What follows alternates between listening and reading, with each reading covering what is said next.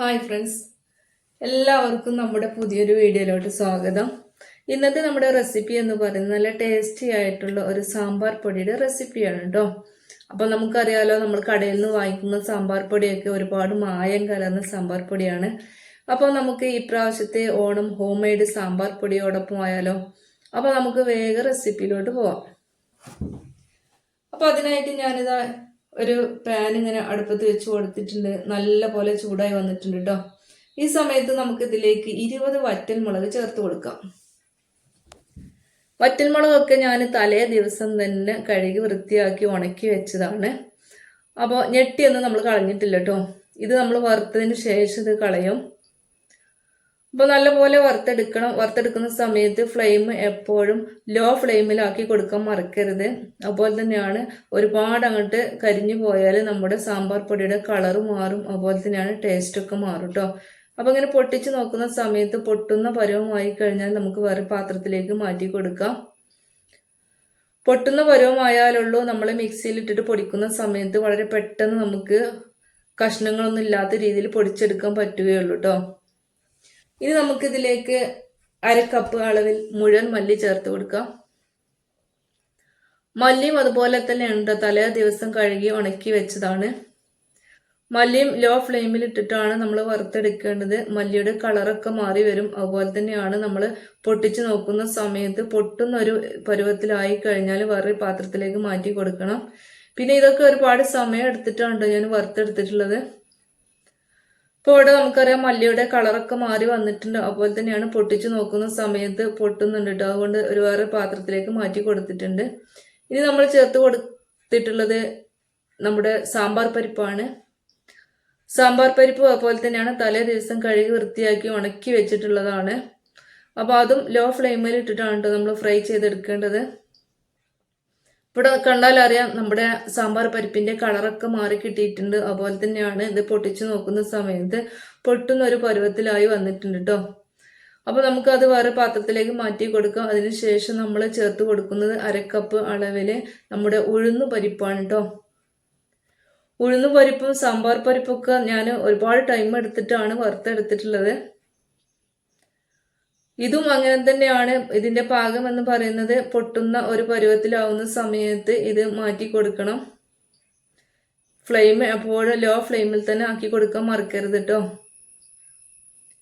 ഇവിടെ നമ്മുടെ സാമ്പാർ പരിപ്പല്ല, നമ്മുടെ ഉഴുന്ന പരിപ്പിന്റെ കളറൊക്കെ മാറി വന്നിട്ടുണ്ട്, കണ്ടില്ല. ഇത് പൊട്ടിച്ചു നോക്കുന്ന സമയത്ത് പൊട്ടുന്ന ഒരു പരുവത്തിലായി കിട്ടിയിട്ടുണ്ട് കേട്ടോ. അപ്പൊ നമുക്ക് ഇതും വേറൊരു പാത്രത്തിലേക്ക് മാറ്റി കൊടുക്കാം. ഇനി നമ്മൾ ചേർത്ത് കൊടുക്കാൻ പോകുന്നത് 2 ടേബിൾ സ്പൂൺ കടുകാണ് കേട്ടോ.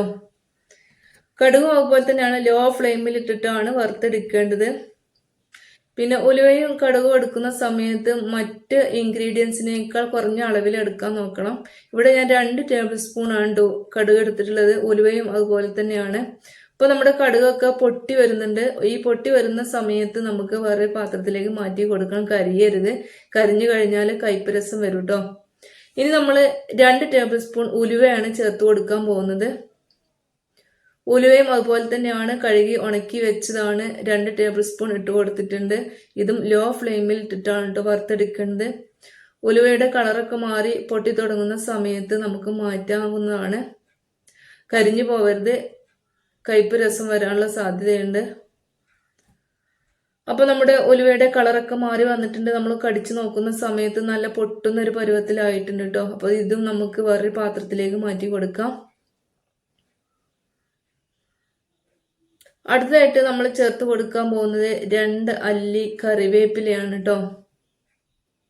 ഉലുവ നമ്മൾ വേറെ പാത്രത്തിലേക്ക് മാറ്റി കൊടുക്കണം. അതിന് ശേഷം കറിവേപ്പിലയാണ് ഇട്ട് കൊടുക്കാൻ പോകുന്നത്. കറിവേപ്പിലയും അതുപോലെ തന്നെയാണ് ചെറിയ ഫ്ലെയിമിൽ ഇട്ടതിന് ശേഷം അതിന്റെ സൗണ്ടൊക്കെ ഇങ്ങനെ മാറി വരും കേട്ടോ. നമ്മളിങ്ങനെ പൊട്ടിച്ച് നോക്കുന്ന സമയത്ത് പൊട്ടുന്ന രൂപത്തിലായി കിട്ടും. അപ്പോൾ നമുക്ക് ഇതും വേറൊരു പാത്രത്തിലേക്ക് മാറ്റി കൊടുക്കാവുന്നതാണ്. അങ്ങനെ നമ്മൾ മുഴുവൻ ഇൻഗ്രീഡിയൻസ് വറുത്തിട്ട് ഒരു പാത്രത്തിലേക്ക് ഇട്ട് കൊടുത്തിട്ടുണ്ട്. ഇനി നമുക്ക് ഇതിലേക്ക് 2 ടേബിൾ സ്പൂൺ മഞ്ഞൾപ്പൊടി ചേർത്ത് കൊടുക്കാം. അതിനുശേഷം നമ്മൾ ചേർത്ത് കൊടുക്കാൻ പോകുന്നത് കായപ്പൊടിയാണ്. കായപ്പൊടി ചേർത്ത് കൊടുക്കുന്നതിനേക്കാൾ ടേസ്റ്റും അതുപോലെ തന്നെയാണ് നമ്മുടെ സാമ്പാർ നല്ല സ്മെല്ലൊക്കെ കിട്ടുക കട്ടിക്കായം ചേർക്കുന്ന സമയത്താണ് കേട്ടോ. അപ്പോൾ അങ്ങനെ കട്ടിക്കായാണ് ചേർക്കുന്നതെങ്കിൽ ഈ നമ്മൾ മുളകൊക്കെ വറുത്തെടുത്ത സമയത്ത് ചട്ടിയിലിട്ടിട്ട് വറുത്തെടുക്കാൻ മറക്കരുത്. ഇവിടെ ഞാൻ ഏകദേശം 4 ടേബിൾ സ്പൂണ് കായത്തിൻ്റെ പൊടി ചേർത്ത് കൊടുത്തിട്ടുണ്ട് കേട്ടോ. പൊടിച്ചതിന് ശേഷം 3 ടേബിൾ സ്പൂൺ ചേർത്ത് കൊടുത്തിട്ടുണ്ട്. ഈ കായത്തിൻ്റെ പൊടി ചേർത്ത് കൊടുക്കുന്ന സമയത്താണ് നമ്മുടെ സാമ്പാറിന് സ്മെല്ലും ടേസ്റ്റൊക്കെ കിട്ടുക. അപ്പോൾ ഇതാ നമ്മൾ ഇതുപോലെയാണ് പൊടിച്ചെടുത്തിട്ടുള്ളത്. നല്ല ഫൈൻ പേസ്റ്റ് രൂപത്തിൽ പൊടിച്ചെടുത്തിട്ടുണ്ട് കേട്ടോ. അപ്പോൾ നമ്മുടെ റെസിപ്പി ഇഷ്ടപ്പെട്ട് കഴിഞ്ഞാൽ ചാനലൊന്ന് സബ്സ്ക്രൈബ് ചെയ്ത് സപ്പോർട്ട് ചെയ്യാൻ മറക്കരുത്. അതുപോലെ തന്നെയാണ് വീഡിയോക്ക് ലൈക്കും കൊടുക്കാൻ മറക്കരുത്. അടുത്ത നല്ല റെസിപ്പിയുമായിട്ട് നമുക്ക് വീണ്ടും കാണാം. അപ്പോൾ എല്ലാവരും ലൈക്ക് ചെയ്യുക, സബ്സ്ക്രൈബ് ചെയ്യുക. അതുപോലെ തന്നെയാണ് നമ്മുടെ വീഡിയോ ഒന്ന് ട്രൈ ചെയ്ത് നോക്കുക കേട്ടോ.